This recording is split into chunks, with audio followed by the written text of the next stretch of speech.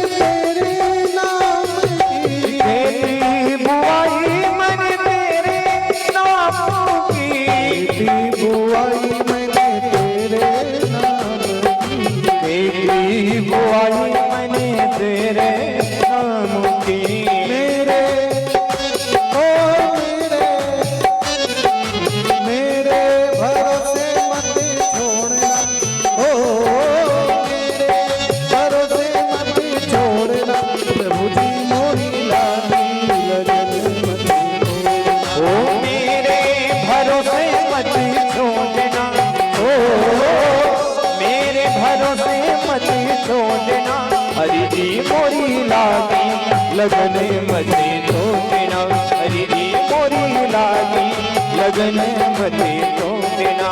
जय हो।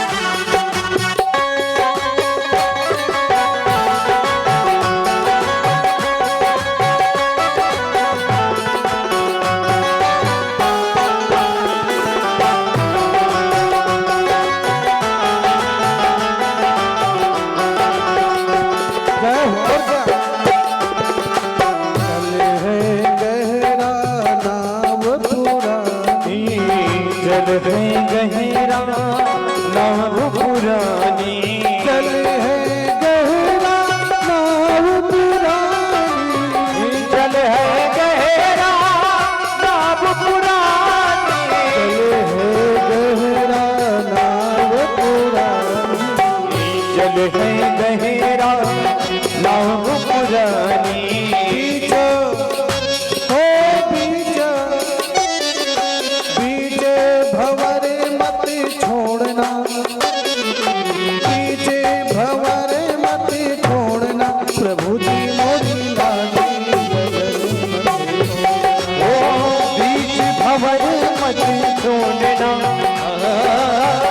बीच भंवर मत छोड़ना, प्रभु जी मोरी लागी लगन मत तोड़ना, हरि जी मोरी लागी लगन मत तोड़, ओ लागी लगन मत तोड़ना, लागी लगन मत तोड़ना, हरि जी मोरी लागी लगन मत तोड़ना, हरि जी मोरी लागी लगन मत तोड़ना।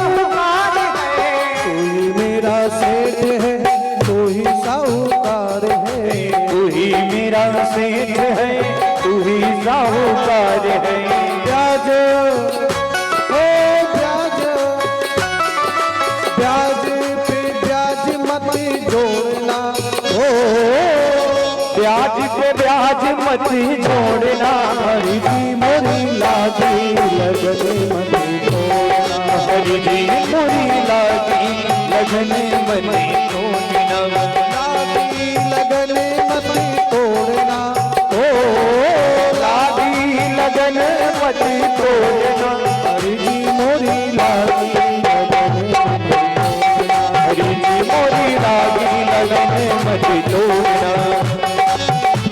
जय हो भाई लोग। लागी लागी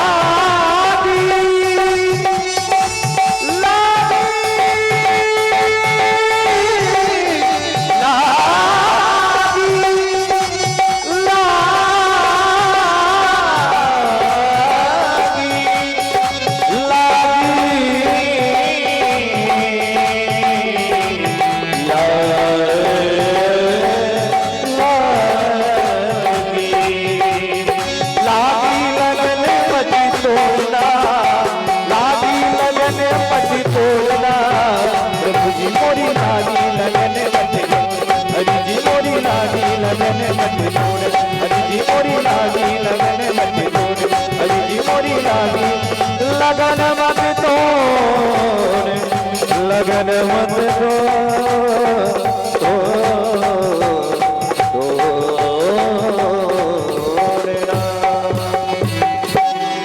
बोले वृंदावन बिहारी लाल की जय हो। बड़े धीरे से बोल रहे हैं। आज तो संख्या ज्यादा है, आज ज्यादा आवाज आनी चाहिए। इससे ज्यादा आवाज तो कल आती थी। कम से कम भगवान तक तो अपनी आवाज जाए। आज एकादशी तो नहीं है, कल है, तो आज जोर से बोलिए। बोलिए वृंदावन बिहारी लाल की। हाँ, बहुत ही अद्भुत। भगवान नारायण के एक और अवतार हुए, ऋषभ देव जी महाराज। और ऋषभ देव जी महाराज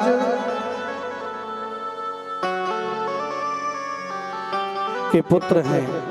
ऋषभ देव जी महाराज अपने पुत्रों को प्रतिदिन उपदेश देते। नायम देहो देह भाजाम नृलोके, कष्टात् कामान् नरहते विडभुजाम्ये, तपो दिव्यं पुत्रिकायेन सत्वं, शुद्धे दशमात् ब्रह्म सौख्यं पुनः।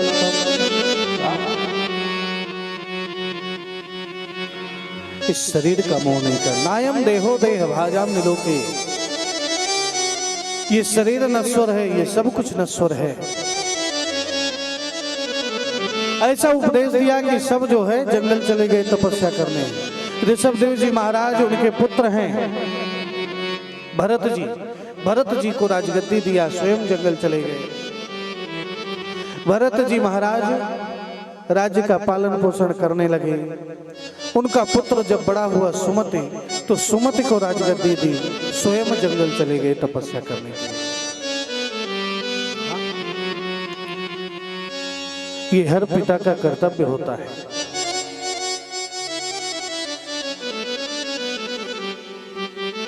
बड़े एकाग्र मन से सुनिएगा।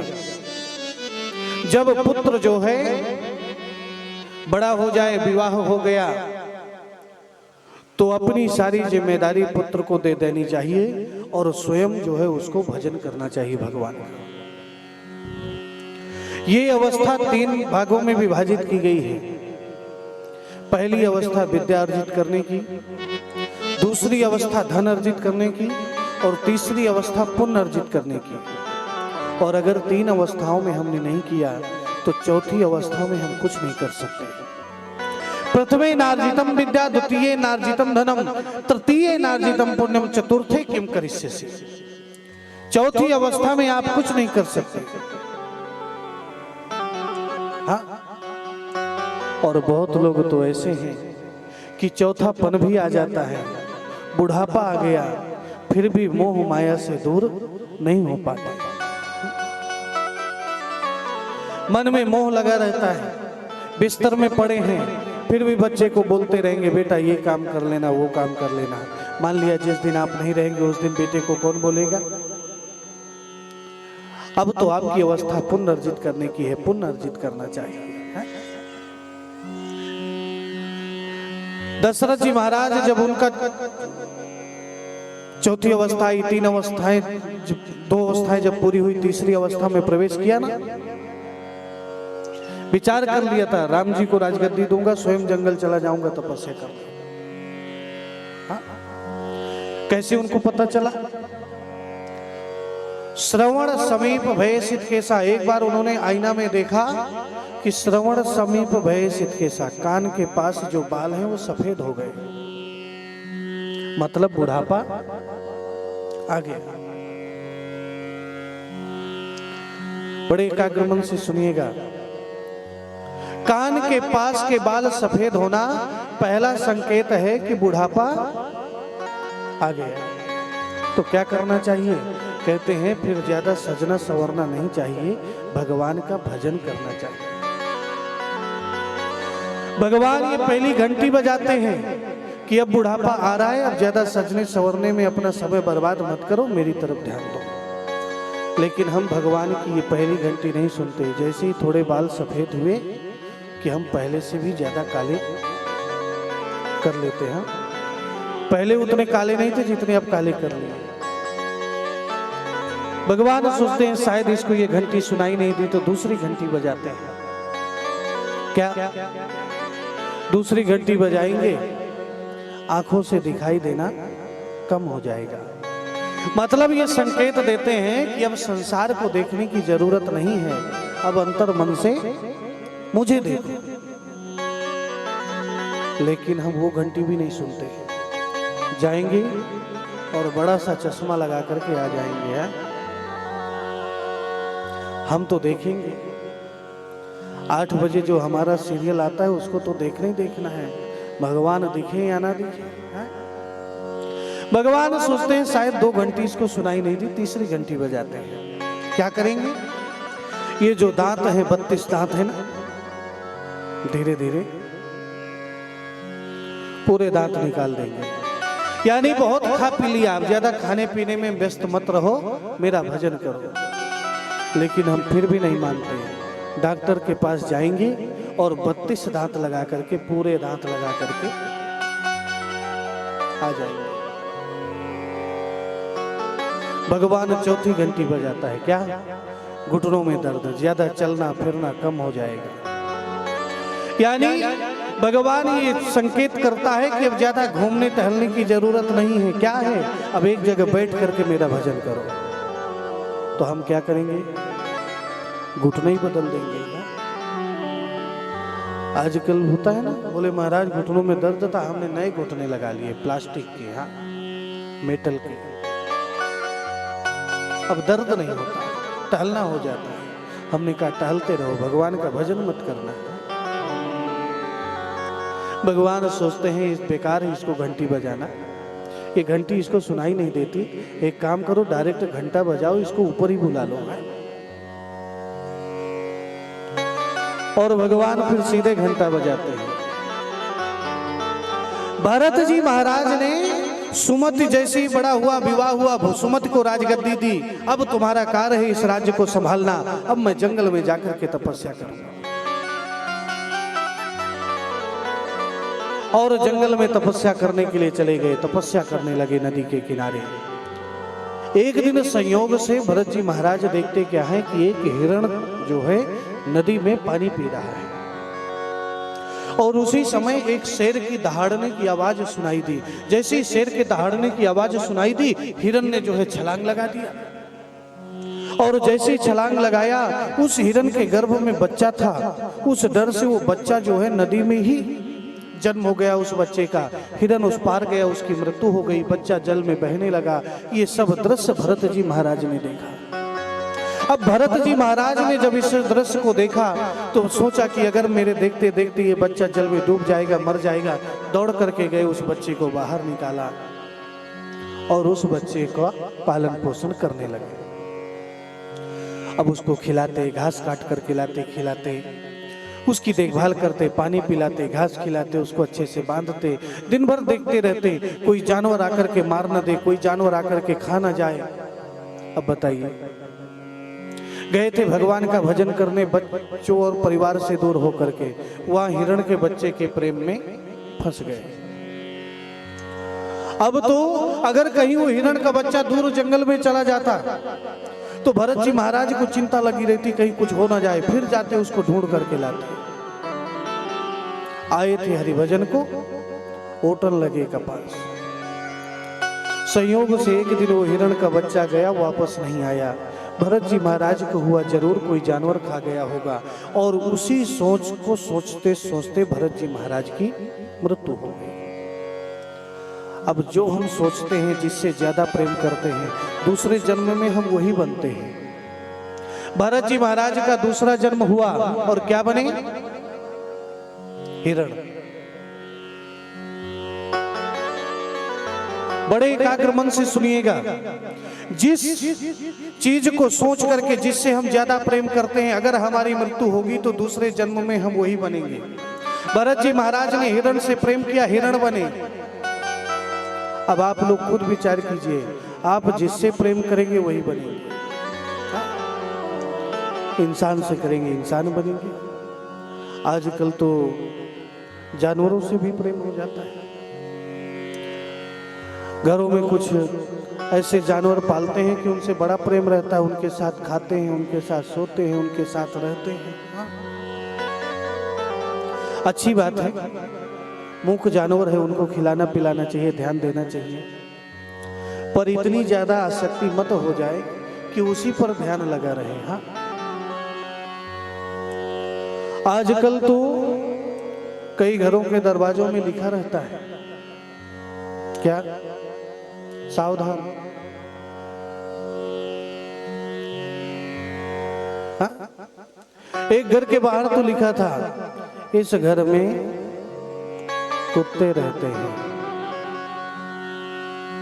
इंसान नहीं रहते। हाँ?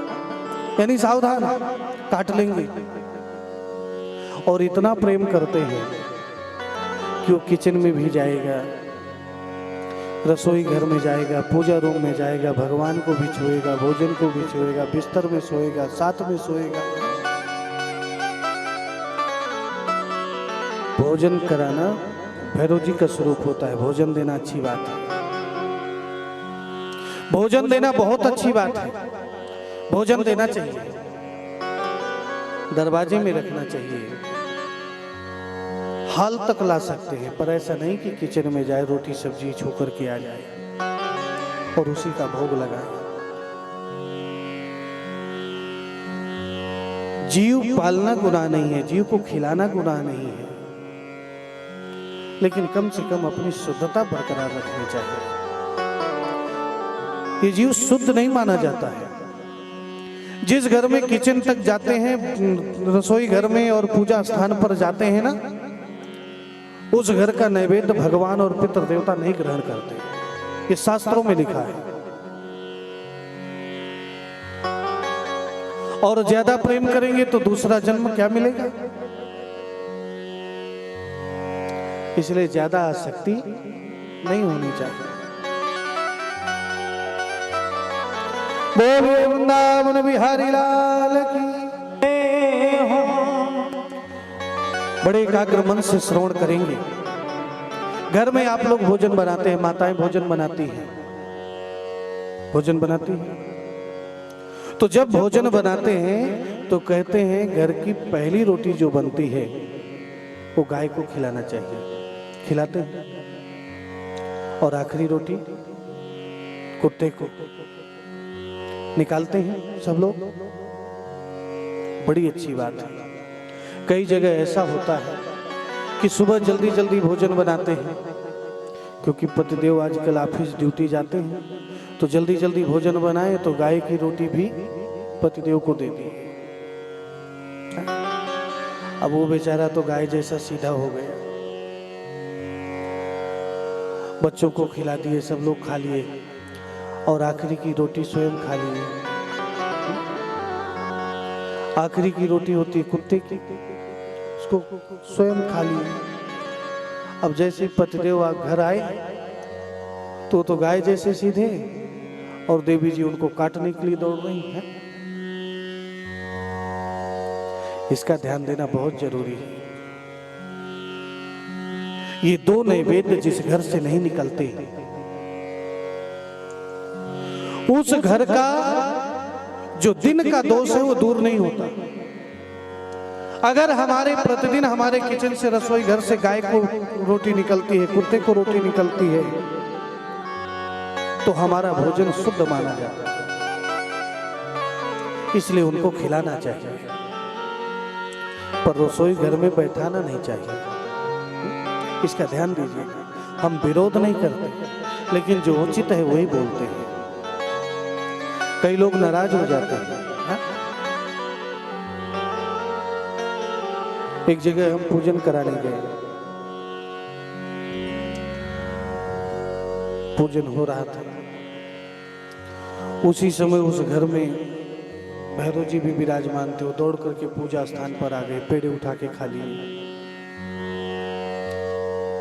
हमने कहा इनको बाहर रखिए। बोले महाराज नहीं, ये हमारे बच्चे जैसा है, ये हमारे साथ ही रहता है, और इसको कुत्ता तो बिल्कुल मत बोलिए, इसका नाम है, बड़ा अच्छा नाम रखते हैं, उतना अच्छा नाम बच्चों का नहीं रखते। हाँ? आज भरत जी महाराज दूसरे जन्म में हिरण बने, लेकिन उनको पूर्व जन्म का पूरा स्मरण था।